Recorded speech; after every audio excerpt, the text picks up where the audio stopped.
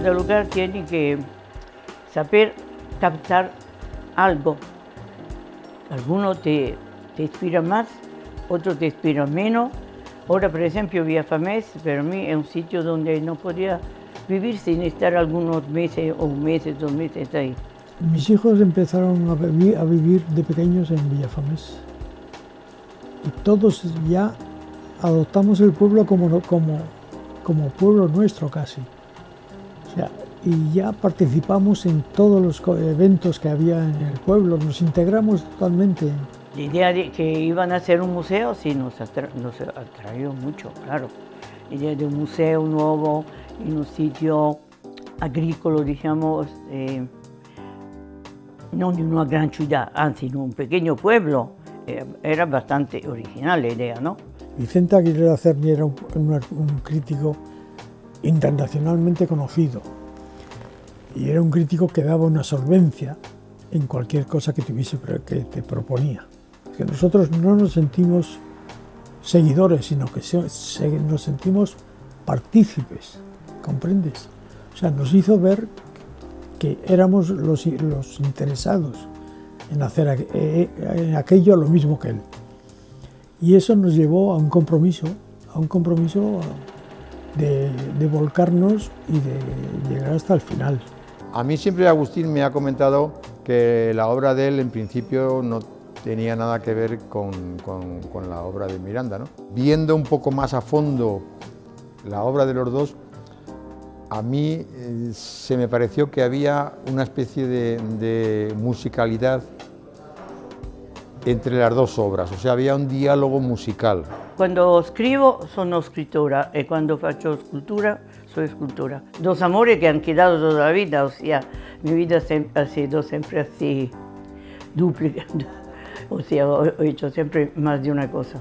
Yo soy un pintor cántabro del mar Cantábrico que se ha trasladado al Mediterráneo. Y esos dos mares son totalmente distintos de color. El azul es un color que resume los dos mares. Él indaga en el azul y al final hay críticos que le llaman, pues, Agustín el de los azules, ¿no? Pero luego también su formación le hace un poco ir al mundo de la arquitectura. Cuando terminé la Universidad de Madrid, resulta que habían convocado las becas de Roma, el Gran Premio de Roma, che era un premio nazionale. Io avevo terminato, stavo ancora con l'università, ma avevo terminato Bellas Artes e iba a la Academia de España a dibujar algunos desnudos, porque ahí había modelos. Y ahí conocí a Agustín. Todos los chicos de la Academia de España, la primera cosa que hicieron, comprarse un coche. Normalmente era un 500, un 600. Entonces, hacíamos excursiones juntos, fuera de Roma. Los alrededores de Roma son preciosos además. A Roma conocí el arte y conocí la política. O sea, es curioso, en España no había conocido la política, porque siempre me había dedicado al arte, pero allí sí, allí conocí la política. Y eso me hizo pensar de otra manera. Imagínate, por mí fue todavía más complicado conectar con un país donde la mentalidad general era mucho más tardía que con la italiana.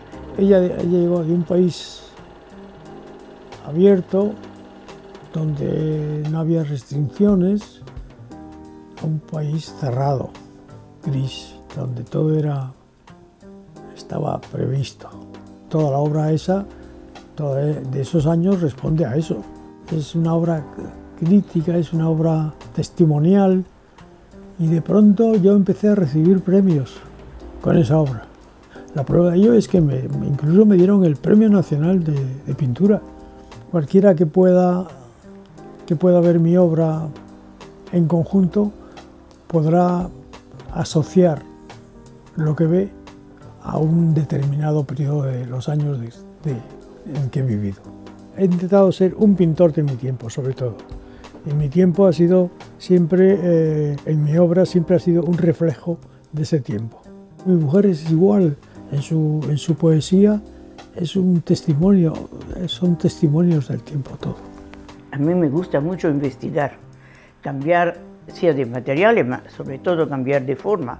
La scultura che cos'è? È una forma nello spazio, anche se cambia di genere, cambia di tipo, cambia di colore, ma sempre queda algo. Io credo che se io ho cambiato mucha forma, tu fíjate, quello non tiene nada que ver con esto e con lo che sta qui, perché l'io, lo che sta dentro, è quello che sobresale sempre.